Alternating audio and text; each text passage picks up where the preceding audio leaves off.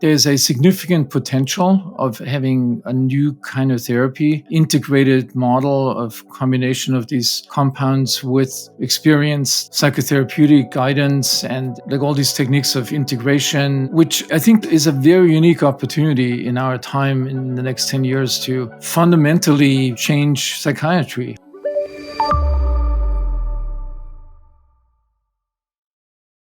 Thank you for some of your time to get really focused in with just one of my favorite experts in this world. When we're talking about mental health, mental fitness, gut health, we're really blessed today to be joined by Emeran A Mayer. And he is a gastroenterologist, he's a neuroscientist, and he is a distinguished research professor in the Department of Medicine at the David Geffen School of Medicine at UCLA.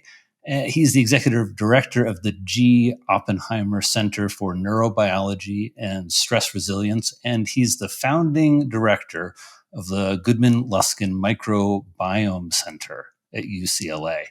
And so he's really one of the pioneers and leading researchers in the bidirectional communication within the brain-gut microbiome system. And he has done so much. He's so many wide-ranging applications, but he's also one of the first research scientists who's also a clinician who's published so much. He has 415 scientific papers, and I wrote this bio a little while ago, so he probably has a few more already.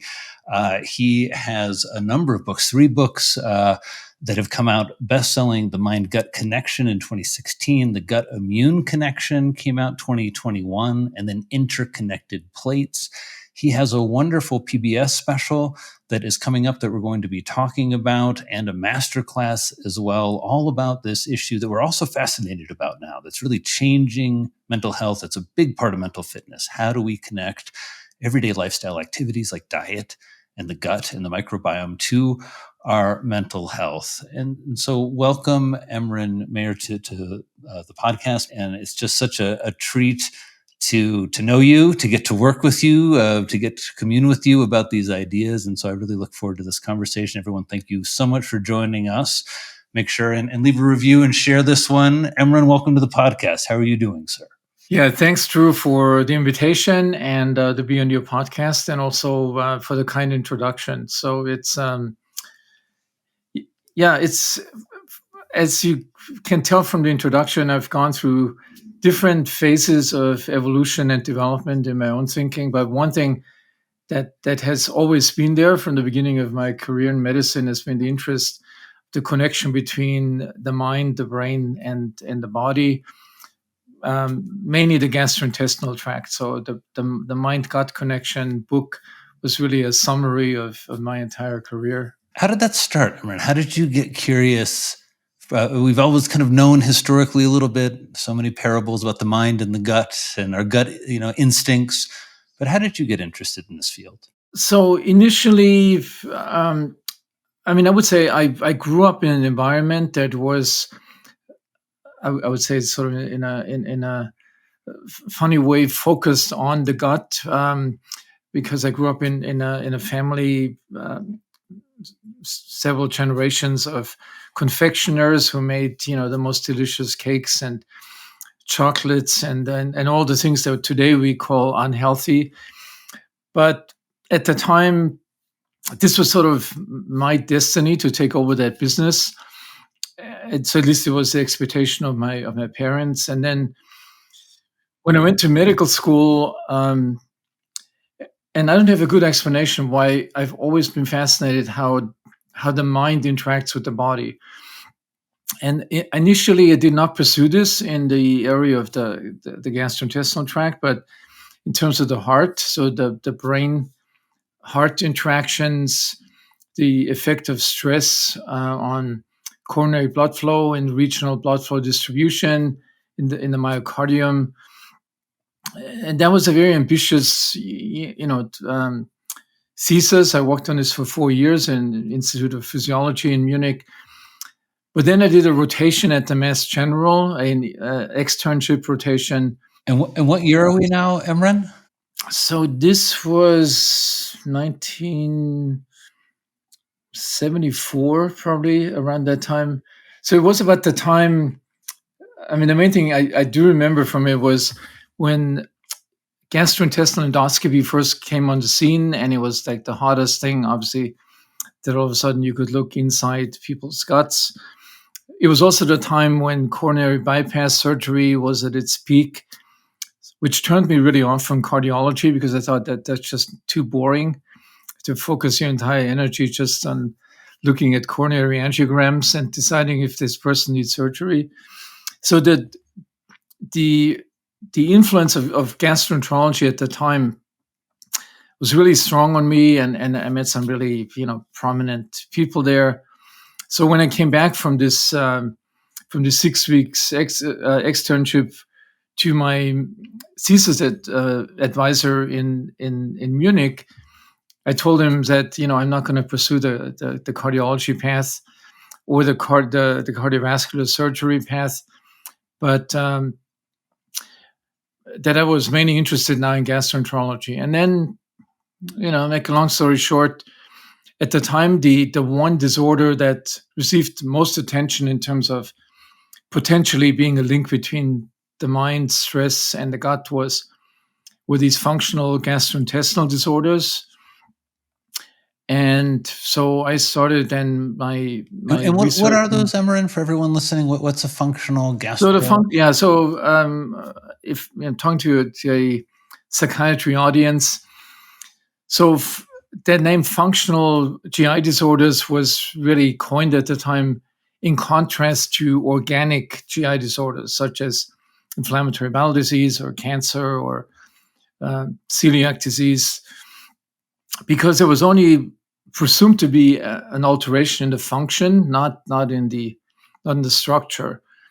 And I mean, I should fast forward, about a few years ago, the main organization, the Rome Foundation, that sort of comes up with a new classification and nomenclature for these disorders, came up with the idea that now it's time to call these disorders of gut-brain interaction. I mean, it took only 40 years from the time that we started researching this and proposing it to this general acceptance today. And it seems today nobody can understand why this wasn't acknowledged earlier. What was it like back then? I mean, can you take us back to this, in some ways, early history? It sounds like you're at Mass General, mid-70s. You've come from Munich. You're supposed to be taking over the family legacy of a candy business. And instead, you're thinking about being a cardiologist or a heart surgeon. And they're doing endoscopes for the first time. You look inside a gut here in the mid-70s, really for the first time in your life, but also really in the first time in the history of medicine, right? Yeah, it was a very interesting time. So a lot of novel techniques appeared at that time. What fascinated me equally, so on the one side, it was this technology, and that all of a sudden now we had these endoscopes. But on the other side, also by taking history of patients, that I realized there was not a single patient that would not, and these are obviously all difficult patients at the Mass General, but there was not a single patient that would not have a mind dimension to their problem. And, in gastroenterology, and became obvious much later that, this close connection between the brain, the central nervous system, and the gut is unique in the body, even though the brain talks to many organs, so all the organs, but that bidirectional communication pathway between the gastrointestinal tract and the brain is unique. And I picked this up clinically in the beginning. I thought this is just amazing, and that nobody really paid attention to this. It was always thought, well, we're dealing with real disease. We're not dealing with imagined or hysterical or not real symptoms. So psychosomatics, this term was not very popular at the time at a place like the Mass General. This was a place for real serious illnesses. Well, my sense also is some of those more traditional institutions back in the 70s and even the 80s, the psychoanalysts who I really like a lot, but they're ruling back in the day before they had relational psychoanalysis, before we had it. So this notion that all of this physical stuff is a somatization, and it really puts a blame on the patient, and it's very off-putting, and it's very uncomfortable for doctors too, because it's a stance where, as opposed to how we usually are, like it's a sacred relationship built on trust. All of a sudden it's like, what you're reporting, your gastroenterology stuff, it's all a little upstairs. Emeran, how did you see through that so early? I mean, it sounds like you believed in patients, not that they're mental health disorders where that's what's causing all the problems in the gut, but actually the gut stuff, and problems was maybe causing some of the mental health concerns. Yeah, I've often thought about why I developed this interest in the first place. I mean, it's in retrospect, it's pretty clear to me. In college, I was fascinated by the psychology, psychoanalytic literature, and for a long time, I thought that if I don't take my parents' business, psychology, and then later psychiatry would be the area I'd be going into. So I came to medicine with a very strong interest in psychology, and some big name psychiatrists at the time. So Wilhelm Reich, for example, was one person I was sort of interested in, how the body. I couldn't even tell you today anymore because I haven't really touched or looked at any of this literature. But also,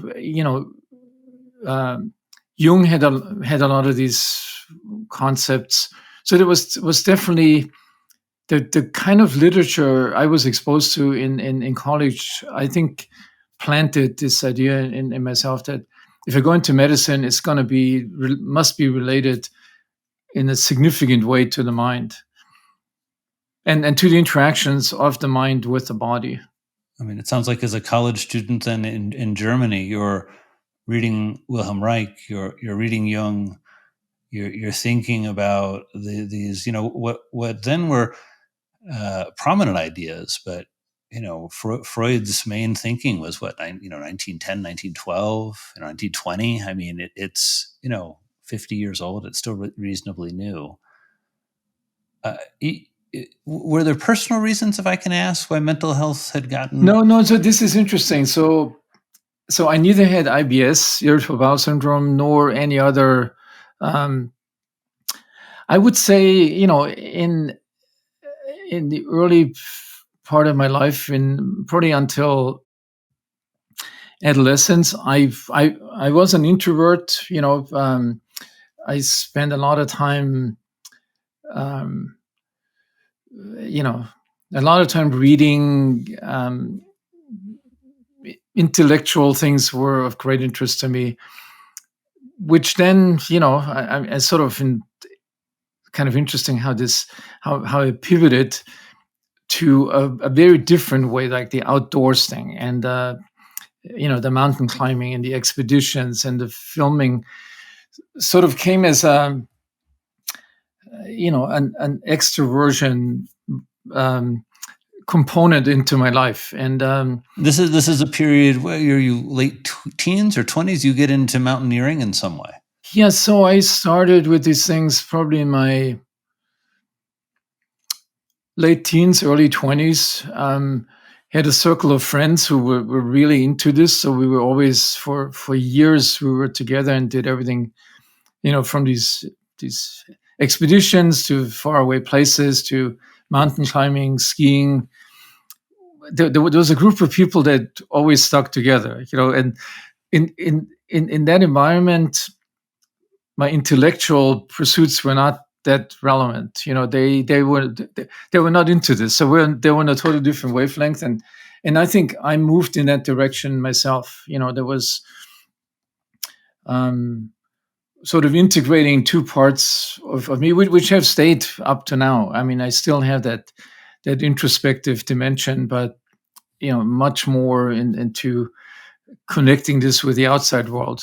Oh, so it's so sweet for everyone who's watching the video. You can see how you light up talking about this, the I see it as like a boyhood kind of romance in a certain way, or love that happens when young groups of men get together and you put them out in the wild, and so often, we think about that in terms of, I don't know, something other than the intimacy that we just sort of saw in you talking about it. Do you still ski or go out into the mountains with any of those guys?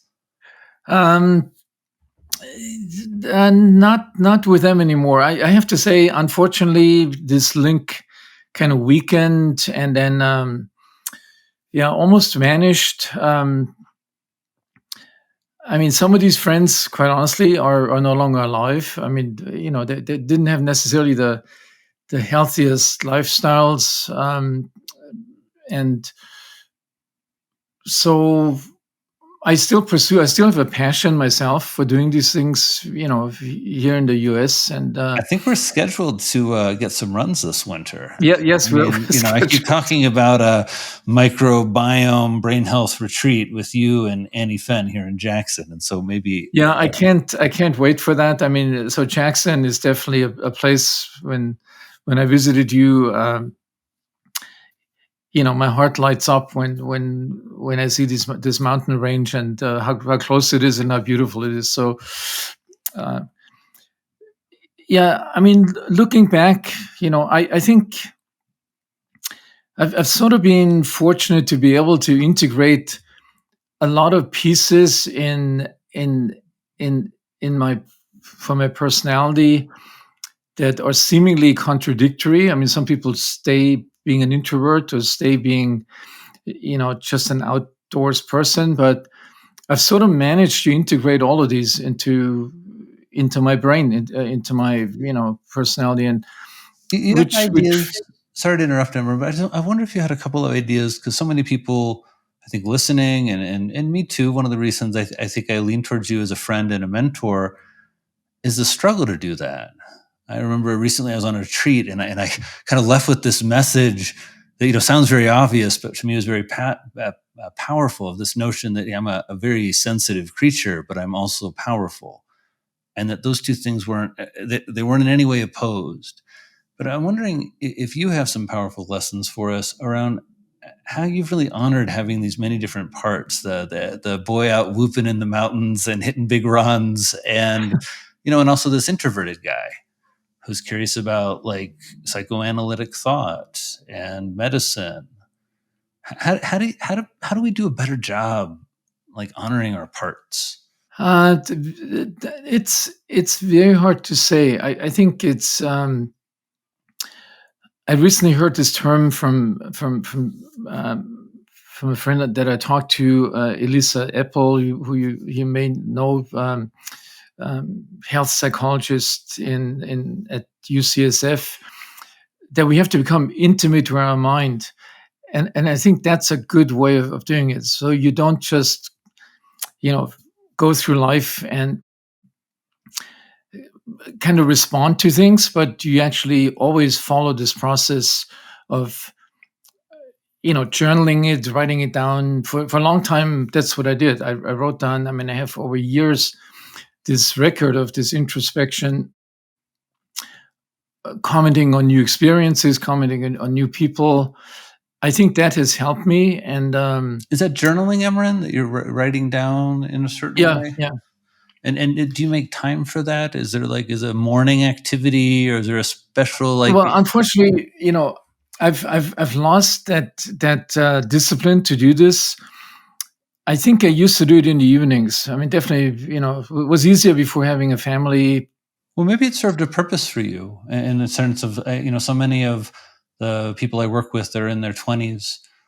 And I think there's that way that sometimes advice like journaling or cold plunges or, even eat more fermented foods, it's maybe not applied so much to the specifics of who we're talking about. And I wonder if for you, journaling was really powerful in the like 20s and 30s. And then as you became a father and much more, busy and accomplished, maybe that's like you'd kind of integrated in a way. Yeah, it was very useful. I think it was probably one of the most useful things to really get to know yourself. And um, and it gives you a certain honesty because you can go back a year from today and say, what did I think and feel at this time? Um, and I was sort of monitoring the progress also. Was I still struggling with the same problems as I did a year ago or 5 years ago, or have I overcome them? And yeah, I mean, I should say I still do it occasionally. It's much shorter. It's on the computer. It's no longer handwritten. And so just the last few years, it's been very satisfactory. So I went back to some of these old entries and kind of it's almost like the visions I had at the time. What I wanted to do at some point. Like there was always this idea of um, getting into writing, and getting into documentary filmmaking. Yes, I mean, I've always I was amazed that I would find entries into my diary that um, where I was at a training course for, believe it or not, of electrophysiology and Pacific Grove in California, close to Monterey. And I was always running in the evening close to the Pebble Beach golf club. That almost had these premonitions, that ultimately I'm going to be successful writing my books, and ultimately I'm going to um, get into to this whole media world in terms of promoting my ideas with documentary films. And so this was like, decades before it actually happened. And when I look back, I said, wow, this is really amazing. I mean, where did this come from 40 years ago? And Well, it came from so deep, and I think you're sharing with us when you're journaling. Yeah, recount events, recount the smells where you are, but also put down that intention. Like, don't be ashamed to say, I'm hoping for, I'm planning on, I can see in the future, films and promoting ideas about health in the gut. And not all it's of them, it's but yeah, today it's one of the most amazing realizations that something like this is possible. And um, how this unfolded, it was dormant in my brain for 40 years, doing research and seeing patients, and then all of a sudden it would come out and with a blast. I mean, like the last few years has sort of been really um, um, yeah, I'm sort of in awe of that phenomenon, that there's some part of our consciousness that knows already what's going to happen several decades later. you were speaking about this when you came. You were so kind to come. Everyone listening, you have to, we'll put it in the show notes. We'll link through to Emeran's PBS special that's coming out, all about his work. It's been a labor of love, he and the PBS crew. I mean, it's so hard to do something like this. Much of it they were thinking about and filming during the pandemic. And then Emeran and his crew came here shortly after I'd moved to Wyoming, and to walk with you in the elk refuge with the Tetons in the background, to have you sit in my office, sit in my chair. And in a lot of ways, I had to have you on early in this because of some of what you shared with me, both around some of your belief. I remember I had some notes from our talk. I wrote about this notion of synchronicity and what it was. And then I had no idea your interest in psychedelics. And it was so helpful to me to sit with you and, your wife in San Diego, really about a year ago, last fall. Yeah. I just completed a training. I was really, thinking a lot of thoughts, and to hear some of what I hope you're going to share with us in a few minutes. But, well, maybe let's first start with this notion of synchronicity and what that means to you. Yeah, that to me is something I've also, just like that premonition, what was going to happen several decades later after I had the thoughts, and these thoughts came with such a strength that I never doubted it. It was not like, oh, maybe I'm going to do this in 40 years. It was, I'm going to do this in 40 years. That's what I'm going to be doing. With the synchronicity, it was kind of similar. I mean, I'd read obviously Jung's literature on that topic, and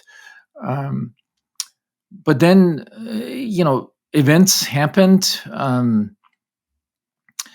That really convinced me this is a very powerful. It's a very powerful phenomenon that either points to some higher consciousness that our brains can tap into if we're open to it. I mean, a big part of it is the synchronicities happen all the time. It's just, are you open to see them and to acknowledge them and to say, it's not just a random coincidence. It's really something that is influenced by some higher order that we don't really understand at the moment.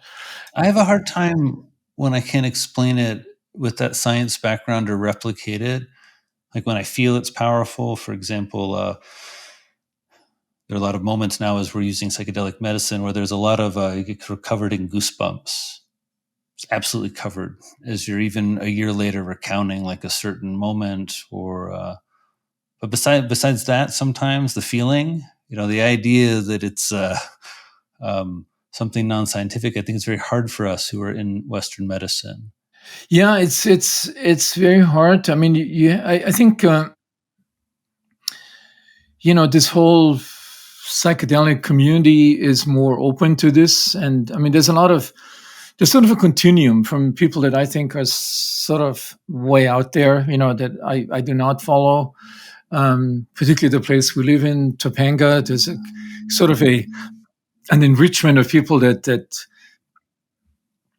sort of believe in a different kind of reality. And yeah, getting kind of I see this sometimes where there's a part of the movement where after a while it feels like the linearity, not that we always have to be linear. I really appreciate being loose and creative, but that linearity of thought and connection, it gets a little looser.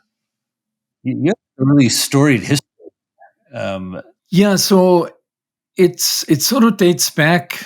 So I was not part of the movement, the hippie movement, or for recreational use of psychedelics or any kind of drugs. I did not participate in this at the time, in the early 70s. But I had this very strong interest. So when I came to UCLA and early part of my fellowship, was doing many research.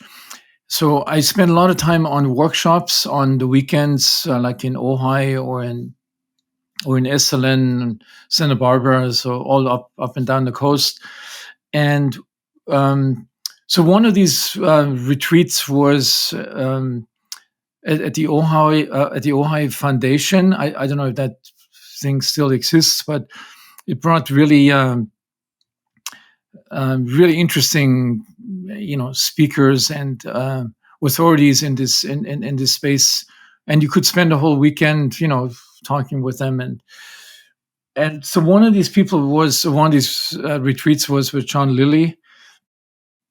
And for those who don't know this name, so he was the inventor of the sensory deprivation method, the flotation tanks. The flotation tanks, and movies were made about it. And I mean, just that experience. I had experienced that before. I met him, and it was very powerful. I have to say, without any external, drugs or any help. So John Lilly was a psychiatrist and very important person, at least for me, as I've been thinking about psychiatry being responsible and psychiatry embracing the new evidence behind psychedelics, and then also as a curious person like you, interested in the mind. As John Lilly was a very famed researcher in very obscure, interesting fields like communicating with dolphins while floating in flotation tanks while on ketamine or while taking. Yeah, and he actually had, it's hard to believe today, he had NIH grants on studying the the effect of psychedelics of LSD actually on dolphin behavior. And part of the work I understand is he would also take the substances like with the dolphins and be in some ways trying to understand and decode some of the communication and language. You were just sharing with us about, we were way back, you are now at UCLA, you've come from Munich, you've completed your medical training, and are you in a residency or a fellowship at UCLA? What's going on? No, actually, I came from Vancouver, from UBC, University of British Columbia, where I'd done my residency, and then I had this opportunity to initially do a research fellowship at UCLA, which instead of going back to Munich, which I was supposed to, I moved to Los Angeles. And then once I was in the middle of my research fellowship, I applied for the clinical fellowship, and altogether then, spent about 4 years in training at UCLA. It was, and so during that time, during the research fellowship, where obviously I had fewer demands on my time, I was exploring this. I'm not even sure how I would call it today. So this whole movement of people like at the time, I think it was called the New Age movement, like all these people that were into meditation and healthy diet and crystals. Don't forget the crystals in the New Age. I mean, if we don't have some crystals and a card mind deck. exploration, and met some really fascinating people in these different weekend retreats up and down the coast. And one of them was with John Lilly, and he seemed like a very fascinating personality. I had previously experienced the isolation tank, the sensory deprivation tank, without knowing him, and had seen the movie. He had a little maybe celebrity, or a little like he was a really interesting guy. Yeah, he was a very interesting guy. So I was delighted to have the opportunity to meet him face to face, and spend this weekend with him in this retreat. And I approached him afterwards and said, I'm really interested in, because he talked about his experiences with with the sensory deprivation tank, how it opens up the mind, and but also with ketamine. So at the time, ketamine was, so he was probably one of the main people at the time that was exploring and promoting this.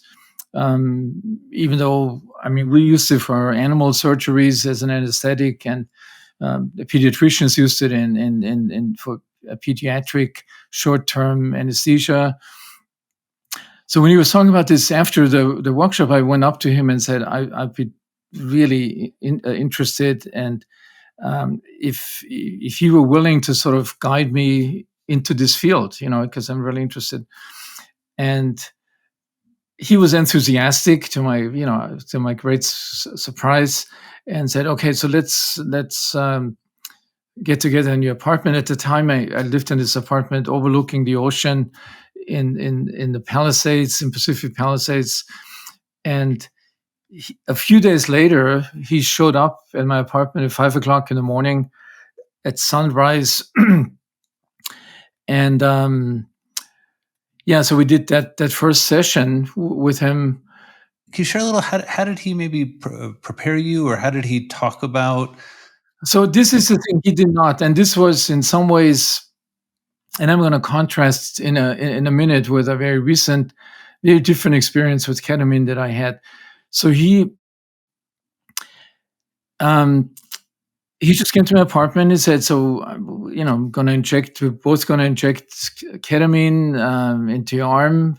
And then didn't really explain anything to me, and that must have been a little surprising. Yeah, that was surprising. There was no education or the kind of things that I expected. And I had a kind of an amazing experience. It seemed like I was just blasting through the roof of my apartment into space, towards the moon. And you mentioned And he was taking the ketamine as well, but he was also like narrating this a little bit. he was narrating, he was pacing up and down the room, and I didn't really perceive what he was narrating, but he must have been talking about space and going beyond your limited mind that you're following. And there was also no integration afterwards. It's like, and believe it or not, I had to go to the lab, that I had not planned. You're like on a ketamine journey. It's like 5:30 a.m. on the beach. The sun's coming up. John Lilly's pacing in your apartment, narrating that you guys are blasting off into outer space and you're soaring.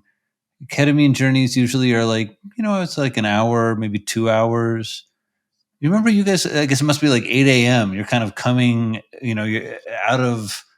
Yeah, I came out of this. I still had my cup of coffee, and then not sure how I made it, through that day. It was, I'm and it wondering was just even after. Sorry to keep interrupting, but I'm wondering that there's this period usually afterwards as you come back that's very often the heart is very open, is the way some people would put it, and oftentimes there's, if you're in a group or with people, interesting connectivity because you've been in a non-ordinary state together.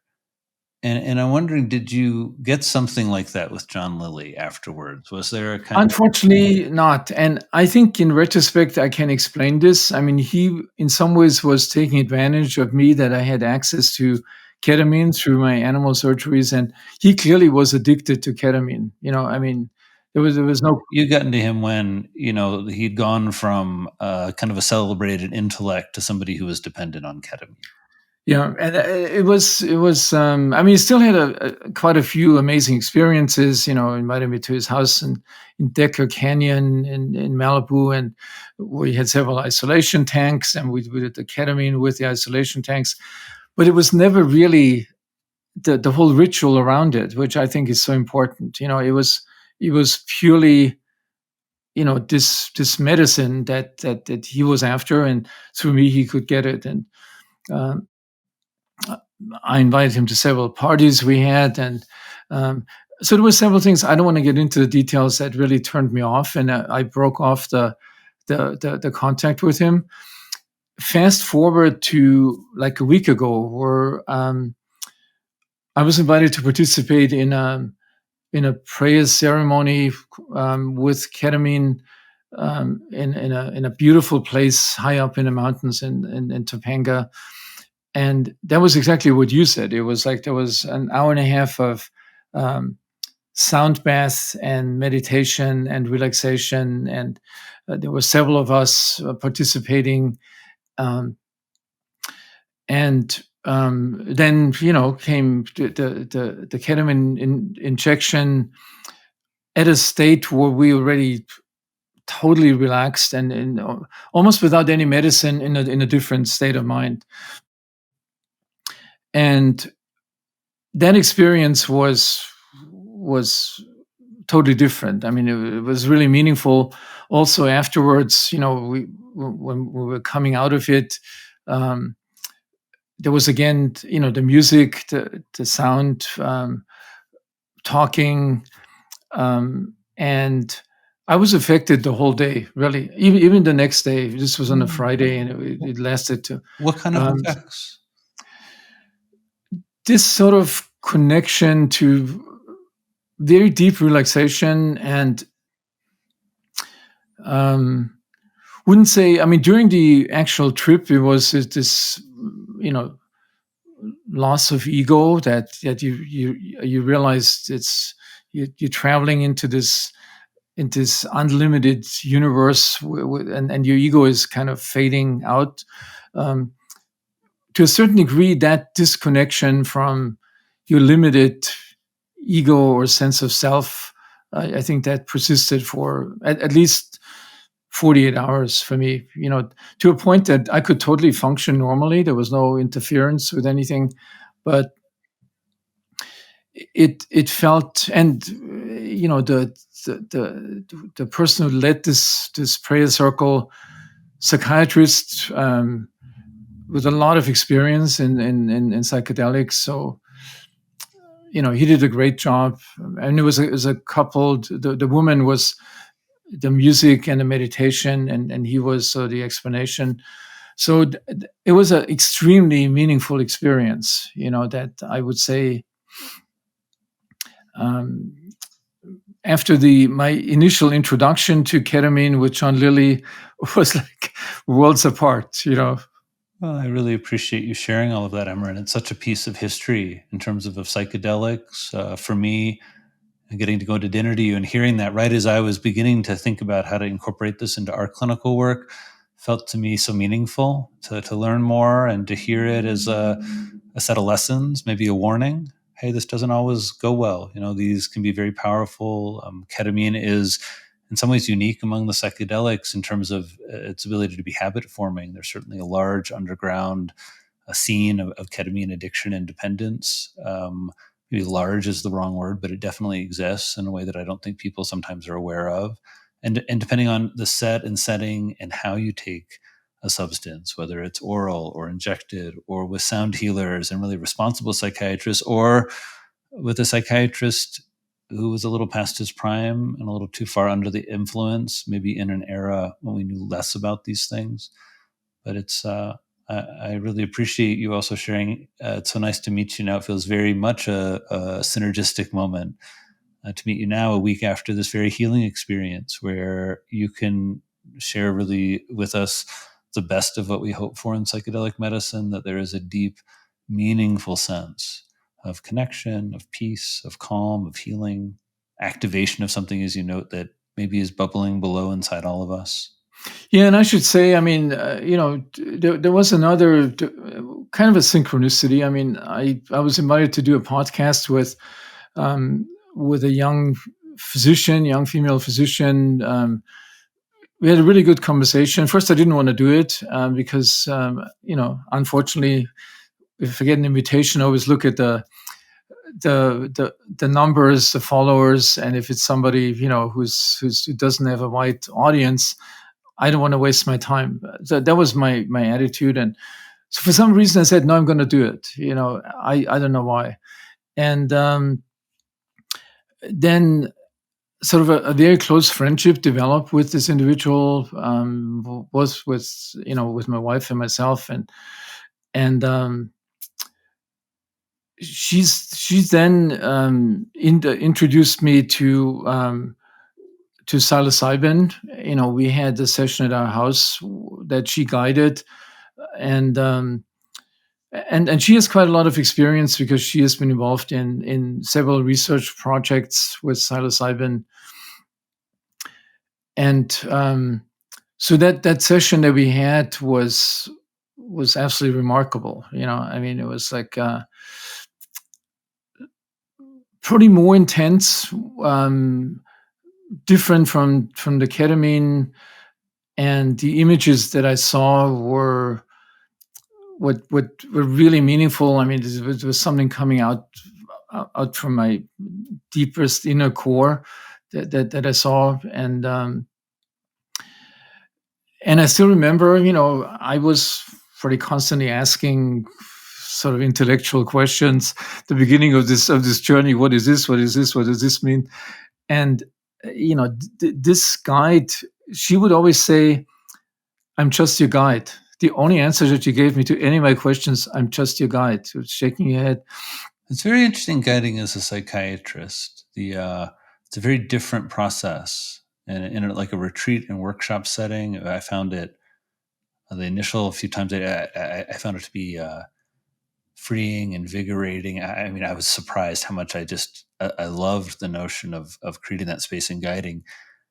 Integrating it clinically has really been quite a challenging process in some ways, because in the clinical space, as you know, as a physician, people look to us for sort of reasonably definitive answers, risks, benefits, research, evidence base. And it's a very different process sitting with patients, burning some sage, drawing a card, settling down, and entering into a non-ordinary state of consciousness where a variety of things. You don't have control of what's going to happen. Ketamine is it's a really, really variable response in terms of dosing, routes of administration.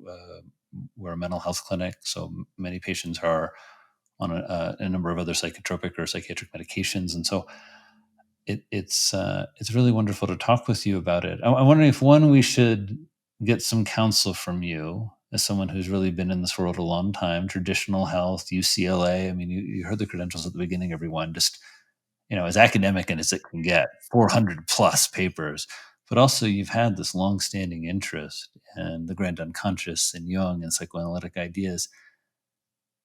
How do we not end up hyperbolic and overly enthusiastic and fetishizing the psychedelics and use them responsibly in medicine and particularly in psychiatry? Yeah, I mean, I would say, I mean, ever since I've had these recent experiences myself, and so I never sought it for recreational or entertainment or purposes. It was always fit into my curiosity about the mind, and in which ways can you go beyond the day-to-day experience of the world around you. And so from my reading and talking to people, it's definitely a very powerful tool. People have used it for thousands of years. It's not something new. There's if you go to the Amazon, these tribes have it's their center, their spiritual connection to the world, and then there's a lot of research that's been done, serious research that's been done in the 50s, a lot of publications by very prominent people. And then it got a really bad rep, obviously, when the government banned all research and promotion of these substances. And now it's, we see this renaissance, maybe a little bit over enthusiastic, I would say, for some people that think that now this is the magic pill for all the psychiatric disorders. I don't believe that's the case. I still believe the ritual of administrating them and the person who guides people is still a major it's still the major component. It's not just that trip you go on. It's really the the whole package. We call it the therapeutic framework. The therapeutic I think it's so framework, important to and emphasize all of the studies, all of the research Emeran's talking about, and everyone's very excited about, as we all should be. Coming from Johns Hopkins, for example, new studies coming out of Ohio looking at just really rates we've never seen, for example, for people drinking less after alcohol use disorder. So the idea is that with this increasing evidence showing, for example, an ability to help with depression, with alcohol use disorder, how can we integrate these responsibly into clinical practice? And in all of these studies, it is often emphasized, but sometimes missed. There are often 15, 20 hours of psychotherapy. And so it's not just these, I'm just sort of explaining them. These aren't just studies of the psilocybin. You make a nice job of illustrating. They're studies of a psychotherapy with psilocybin added on. And the psilocybin or the ketamine, some people call it an accelerant. Some people talk about how it deepens things or makes psychotherapy more efficient. And I think there's some truth to that. I think it's a little misleading because it makes it sound like this sacred, complicated work of knowing ourselves that you illustrate so well. It goes through all these phases. Journaling as a younger person, all of the work and exploration, and and then the questions that still remain. Is there a better guide than John Lilly past his prime and having really healing experience? It sounds like, and the importance of psychotherapy. Even as you note, I'm sure talking about it with the people who guided you, talking with other maybe colleagues. I find that's the hard part that a lot of people, even our clinic, with all of our intention, getting the integration right. And I would say also the piece that's really been sitting with Emeran is the nonverbal integration. that the psychedelics, I think, are really helpful for things that is, as much as we try. I mean, I've spent hundreds of hours talking about things, right? We try and find words, we find the words, we express things. There's something sometimes, often, it really has to heal in our body and heal in our minds in a different way that words don't give us access to, as frustrating as that is for us as very verbal based creatures. Yeah, I mean, so my assessment of based on personal experience, talking to people, reading the scientific papers, and realizing how many smart people have thought about it and done experiments, like 50 years ago. Based on all of this, I think there's a significant potential of having a new kind of therapy, an integrated model of combination of these compounds with experienced psychotherapeutic guidance and like all these techniques of integration and which I think is a very unique opportunity in our time in the next 10 years to fundamentally change psychiatry. I do believe that. I mean, you've sort of been a pioneer in the nutritional psychiatry, um, domain, which is interesting in itself, and clearly, um, there's emerging studies now that we have the scientific evidence that nutrition has a significant influence. But I almost believe that the psychedelics have an even greater potential in the future, which we don't know yet what it's going to be. But for problems like autism spectrum, PTSD, severe major depressive episodes, I think there's a few areas that we don't have any good therapies right now, and there is the potential to actually use these ancient wisdoms that have evolved over thousands of years. And on top of that, when you experience the images, which are similar in different people, that you see during one of these trips, you wonder, where do these images come from? Will you share do we have a something? few images that have stuck with you, Emeran, recently? I appreciate if it's too personal. I don't want to. Of like exotic temples and creatures and sounds that come in. It's almost like you're entering a world of immense beauty, and exotic images. If you do it outside with your eyes open, you do it in a beautiful landscape. The landscape comes alive and moves with your breath. So these alone are very, very powerful. And what I always wonder, where do they come from? They're not stored in this psilocybin mushroom. There's got to be a receptive part in our brain that has evolved together with these plants. And It still begs the question where it comes from, and also the question of why these archetypal images. Why so often are there patterns and scripts and scrolls? Why are there temples and why do the animals show up and take on certain roles? yeah, And it's how is that true? True kind of throughout different people, right, in different cultures. I think the initial kind of Jungian and Freudian notion, right, of noting that throughout humankind there are these images and ideas that exist in every language and every culture, and it does seem that there's more of tapping into that now. Yeah, it's like you made me think about Jungian's concepts about these archetypes that are deeply embedded in our brains,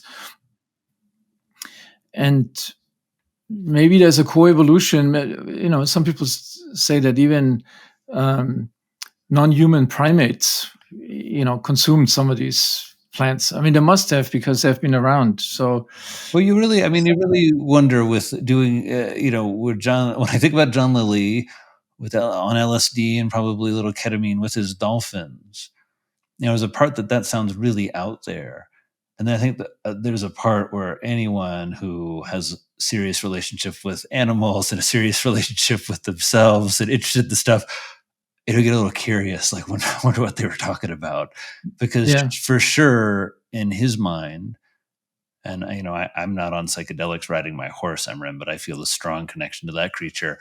Uh, I'm sure in John Lilly's mind there was something very powerful, very, very, opening and cosmic happening with those dolphins. And so it's, uh, I, I feel like we're going to have to talk again because you're a gastroenterologist, one of the fathers of microbiome research, and we haven't used that word. Talked about your favorite food, talked about probiotics or fermented foods, or all of these things. I feel that we need to give everyone a break to just digest this notion. I think a little unexpected of hearing some lessons from the history of someone who's really watched medicine evolve, watched it go through several different cycles with psychedelic medicine, and in the midst of all that had such a storied career in gastroenterology, and you've taken us from the very first GI scopes at Harvard to tripping with John Lilly on ketamine in your apartment, and I really hope we could do this again soon and just talk about nutritional psychiatry and the microbiome, but not try and squeeze it in here in just a few minutes. I would be remiss if we end it all, though, until we get to do another episode without mentioning your PBS special again and just asking you to share a little bit about it, how people can enjoy it, when we're going to get to see it, and as a way of closing up this episode. Yeah, so this is it's been a very exciting project, and I'm glad we were able to interview you as well for that. And so essentially, it's called the mind gut connection, and I'm guiding people through this area on a lay audience friendly level. Interviewed several sort of both basic scientists, but also clinicians who are working in this field. It will be aired right after Thanksgiving, and there's also it's combined with a pledge break. And during this pledge break, if you support PBS, you'll get copies of my book and um, a DVD of the documentary, also the recipe book, and yeah, I think it's going to be an exciting program, and I would encourage everybody to look at it. Another thing that happened almost at the same time was a production for Masterclass, so the masterclass.com, and which was on a related topic, but in a very different format. So that will come out earlier. That will come out in October probably, and so that's another thing that I would, for people that are interested in this topic, to watch. That young man running on Pebble Beach back in the day, journaling about his big dreams to understand psychology and the mind and the grand unconscious and the gut, and not end up just making confections. Although we do probably need to talk about, candy at some point together. But to write in your journal these ideas of media and creating media, and now to be sitting with you with a masterclass coming out, with a PBS special coming out, it's going to reach millions of people and help all of us just take it more seriously, take food more seriously, take our health more seriously, really with an esteemed expert like you. I love speaking with you, Emeran, because there's so few of you who are both prominent in the academic world, published, evidence-based, in their sort of scoping and helping and caring for people, and at the same time really trying to translate that to the general public, to be on social media. I love how you keep up and keep active, and you inspire all of us. There's so much to learn from. So we're going to come back and have another episode all about the microbiome and the things that Dr. Mayer knows so much about. But I really have enjoyed speaking with you about things that I think often folks don't hear from you, and I really appreciate your trust in sharing some of these stories. Thank you so much. Can you leave us with some final thoughts? At least this will be airing in the fall, and so as people are heading out into their life, you've shared so many lessons. But are there a few things sticking with you here at the end? Sort of, you mean a general advice to listeners? Emeran Mayer's mantra for us going into the fall. I wanna like channel all the dad vibe from you that I can. So I want like a personal mantra for all of us from you. Yeah, I would say, and I'm not sure what organ I should pick. I could say follow your heart, or follow your gut. I mean, probably both apply. Um, it's something trusting your body, and trusting the things that are not necessarily obvious in the beginning, how they turn out, but trusting yourself and your um, the core who you are, and really not let yourself get distracted by your career or by people around you, that give you advices from their own limited view of life and their view. I think that to me is sort of the most important thing. You may get you may listen to a lot of people, but ultimately follow yourself, follow your own um, mind body connection. I would say that's my main advice, and it's worked really well for me. I couldn't. Today, I look back and say, "Wow, this has been an amazing journey." And um, I mean, I hope a lot of people can do the same thing, and not ask themselves when they retire from their job, where have all these years gone, and what did I actually um, what did I actually contribute to um, to a world that's meaningful, both to myself, but also to the world around us. I think that's just really. Thank you, Emeran. I think it's such a wonderful message for all of us to take, to trust our bodies. As a psychiatrist, it's so meaningful to hear you suggesting we trust our feeling, that it's the most important thing. It is the true north. And so many people have advice and ideas and a lot for us. But it's your life. And as we look back and we think about the time we've spent, being very clear about listening to that inner voice, listening to the body. That's a wonderful message to leave us with. It's a wonderful message for me personally right now.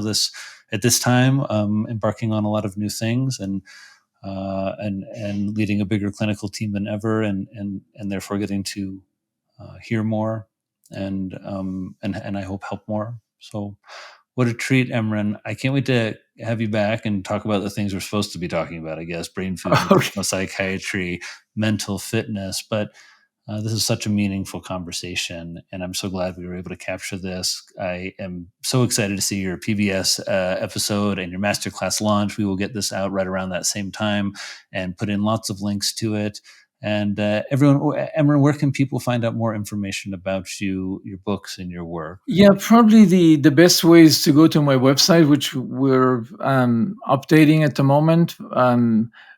And you'll find resources, all the resources from the newsletter to the podcasts, and to any other, to recipes, to any other details of the topics that we've talked about today. It's emeranmayer.com. And yeah, go to that site, sign up for the newsletter, and you're connected. And follow Emeran on Instagram. We'll tag him liberally and everything, but he's a great follow. He travels around. He shares what he's eating.